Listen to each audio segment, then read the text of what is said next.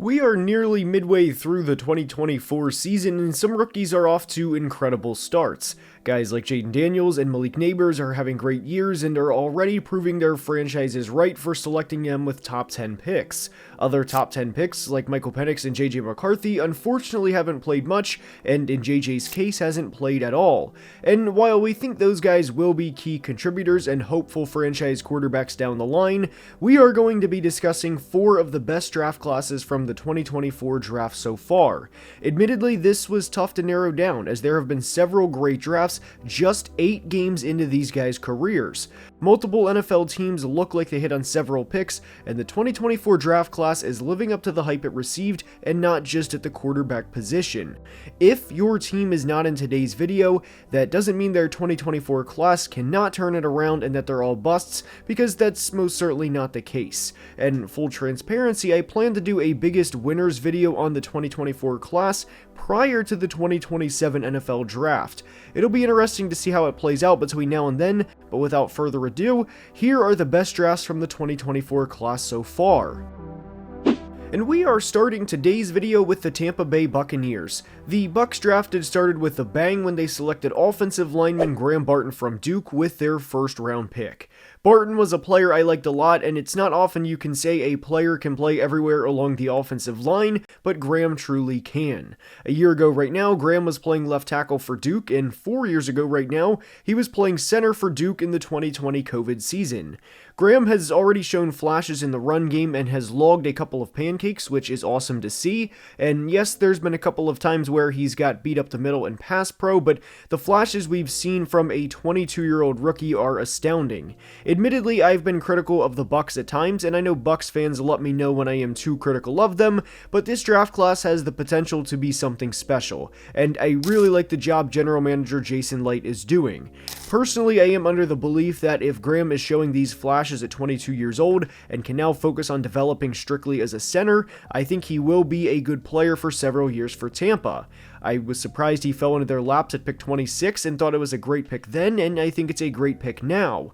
They also drafted edge rusher Chris Braswell in the second round, and Braswell, like you would expect from second round edge rushers, is taking a little bit of time to adjust to the NFL, but he's been okay in the role they have him in for now. What also has to be remembered for Chris is he was taken to be a secondary pass rusher. There was a reason over 50 players were taken before him. I think Chris will eventually develop into a 35 pressure per year player, and I think that's what the Bucs were envisioning when they selected him. He is also 23 years old, and I think the best is yet to come for Braswell. Tyke Smith was taken in the 3rd round, and he's been awesome when called upon. He was the first of 2 third-round selections and already has a few career starts. Tyke had to step up when Antoine Winfield Jr. went down with an injury earlier in the year, and through 7 games, Smith has over 30 tackles, 2 forced fumbles, including one that Antoine Winfield took back to the house, and an interception. Former GMs usually say that first-round picks are the easy picks to nail, but that day 2 of the draft is really where the money is made.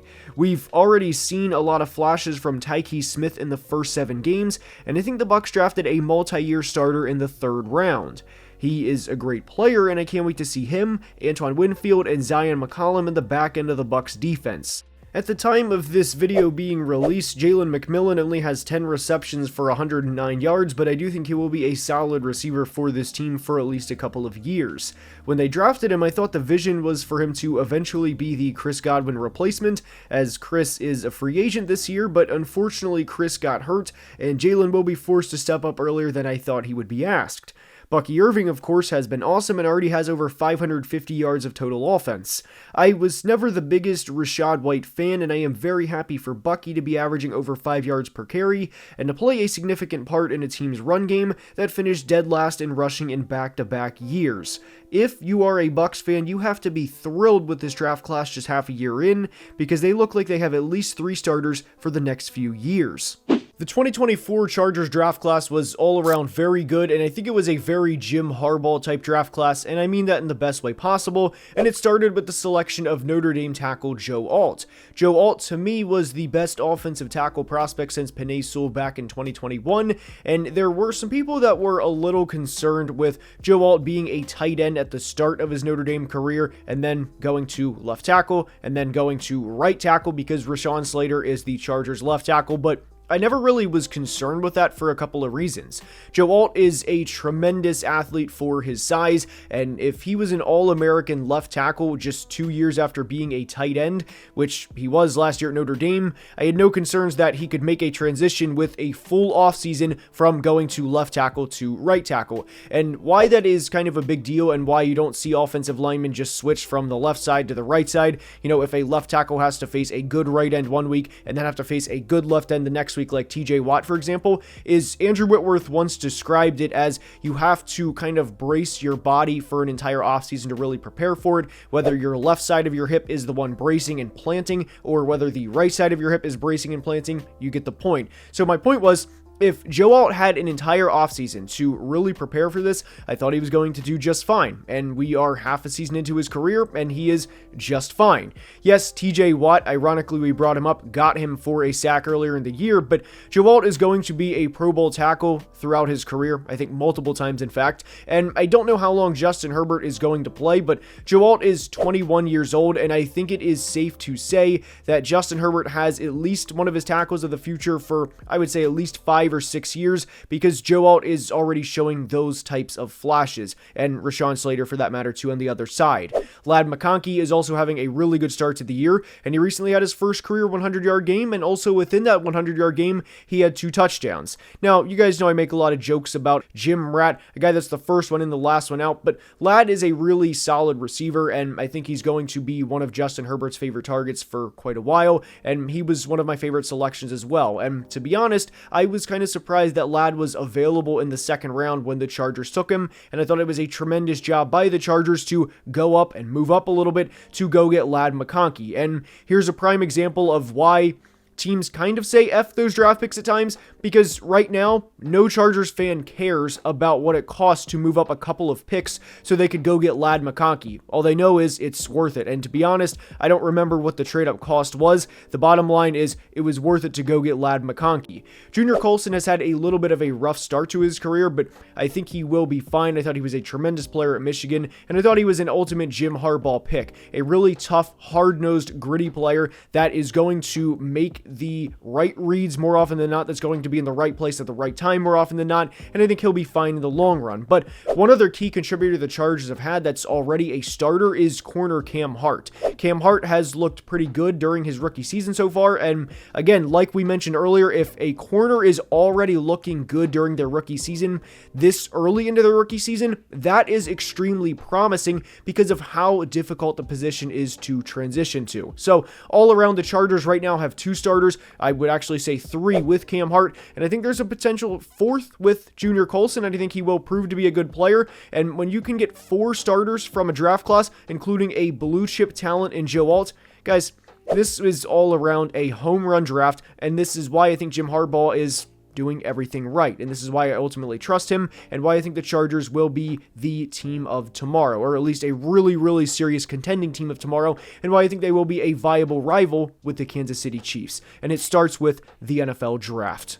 The San Francisco 49ers have had a lot of rookie impact so far, and despite the injuries this team has had, the rookies have looked good.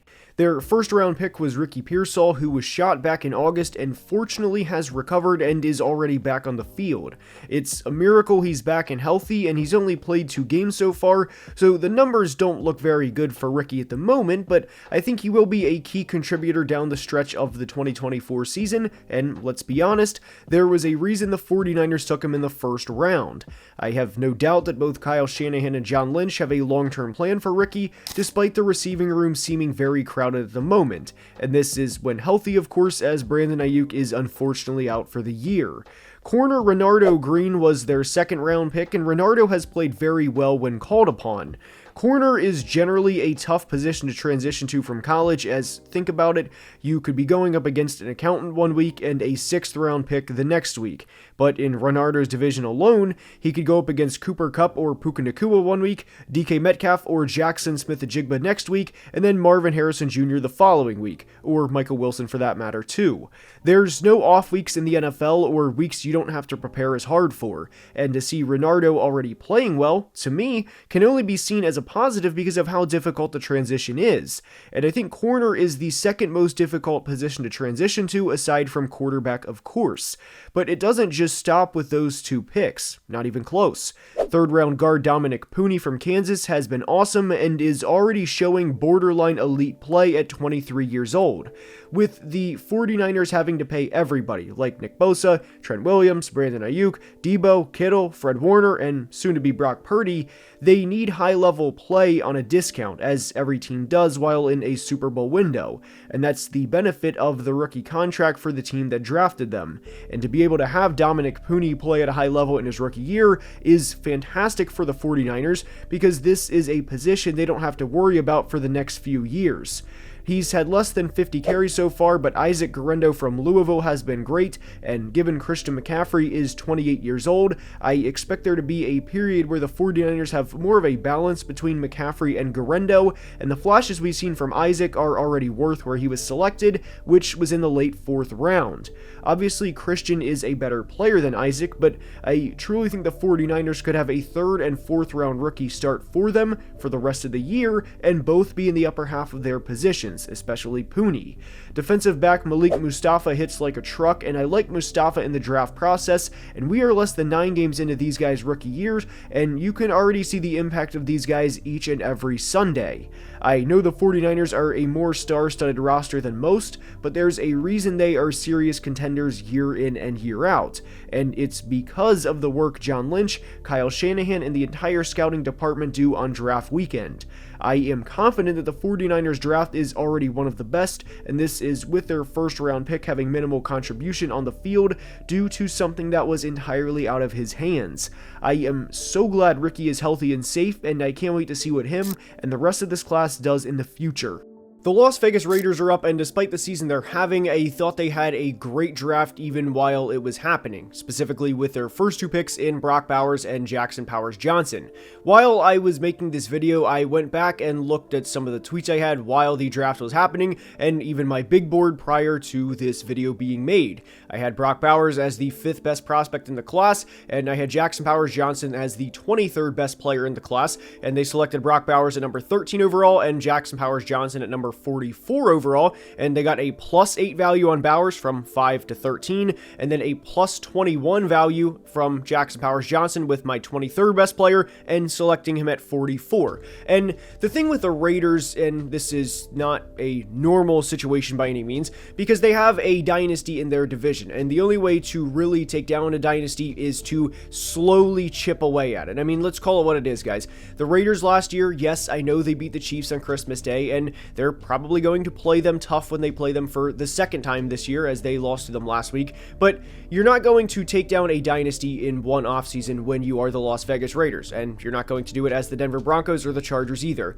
How you are going to take down a dynasty is to chip away and to bring in good talent, which I thought they did with Brock Bowers and Jackson Powers-Johnson, and I really love the value of Jackson Powers-Johnson in the middle of the second round, and I thought he was a top 25 player in this class, and a guy that I thought several teams would regret not taking, maybe not just now, but in 2 or 3 years, thinking, why did we not just take a solid football player?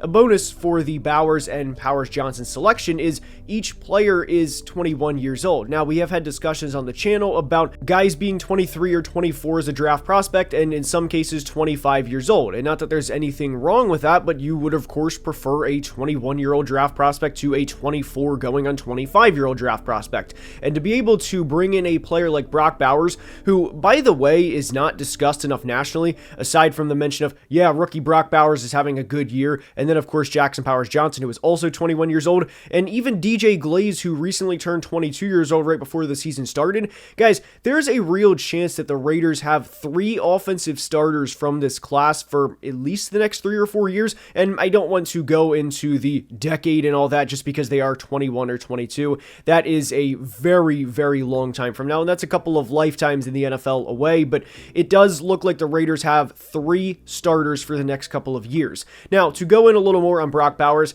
guys, he is leading tight ends in receptions and receiving yards as a rookie. Now, he only has 1 receiving touchdown, and I do think quarterback play certainly plays a part in that, and the other lack of weapons on the offense, so where teams can basically just double team him once they get into the red zone, as the Raiders starting running back right now is averaging around 33 rushing yards per game. Unfortunately, that is not made up, but for Brock Bowers to come in and lead tight ends in receptions and receiving yards just 8 games into his rookie year, guys, this is a historic rookie season from Bowers. And I think tight end, aside from corner, is one of the tougher positions to transition to, especially as a 21-year-old, because they have to not only play receiver at a high level, but they also have to block at a high level. So the reality is tight ends are almost playing 2 positions, and they have to transition from the collegiate level to the NFL level at not just 1, but 2 positions. Because if they are a liability in the run game, and everybody knows that they are a terrible run blocker, guess what?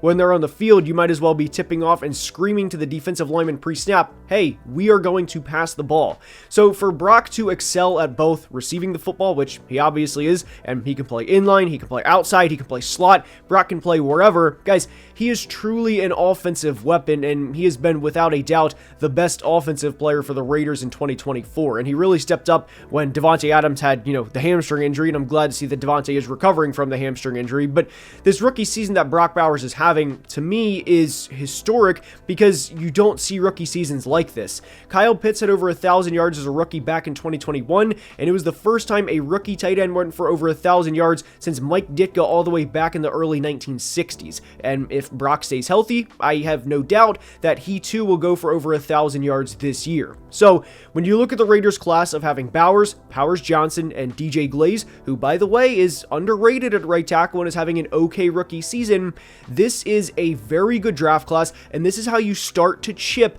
at the dynasty in the division. You bring in good talent and you draft young players, and then you go from there. And I thought for the first 3 picks that they had to get 3 starters for what will probably be the next couple of years, the Raiders to me are without a doubt one of the best classes in 2024. Those are the top 4 rookie classes so far, in my opinion, and I do want to be clear, I didn't specify this earlier, but it's not a ranking. I don't think the Bucs are number 1 and the Raiders are number 4, and every team we discuss from here is 5, 6, 7, and so on. But other classes I did want to highlight are the Texans with the defensive backfield of Kamari Lassiter and Kalen Bullock. Kamari specifically has played really well so far, and I've been really, really impressed with him. The Packers have a defensive trio of Edgerrin Cooper, Javon Bullard, and Evan Williams, and Packers fans, you guys especially know this, Evan Williams is already playing at a high level, and he is not just one of the most underrated rookies, but perhaps one of the most underrated players in all of football. The Rams have had good rookie impact with their first 2 picks in Jared Verse and Braden Fisk, and I fully expect Blake Corum to eventually have more of a role, and the same thing applies with the safety Cam Kitchens, and even interior offensive line Bo Limmer has played really well, and I was a big fan of Bo coming out of Arkansas this past draft. I also like what the Steelers have with Zach Frazier, Peyton Wilson, and Mason McCormick, and I think Troy Fatano and Roman Wilson will also impact the team in a big way coming up. And there's other teams that include the Giants, of course, who have Malik Neighbors, Tyler Nubin, Drew Phillips, and of course Tyrone Tracy. I think Tyrone is one of the bigger steals of the 2024 draft so far. And then even the Philadelphia Eagles with Quinyon Mitchell and Cooper DeJean. And of course we can't forget the Commanders with Jaden Daniels at number 2 overall, who is, to me, it's so far the leader for Offensive Rookie of the Year. And I also think with the trio of second-round picks they had in Ben Sinnott, Mike Sanderstill, and Johnny Newton, I think they're going to be a very good draft class as well. But that's all I have for today's video. I hope you enjoyed. Please let me know your top draft classes below. And if you enjoyed, please like and subscribe, as only about 42% of people watching are subscribed and helps the channel tremendously. Until next time, please be safe and have a great day. Love you guys.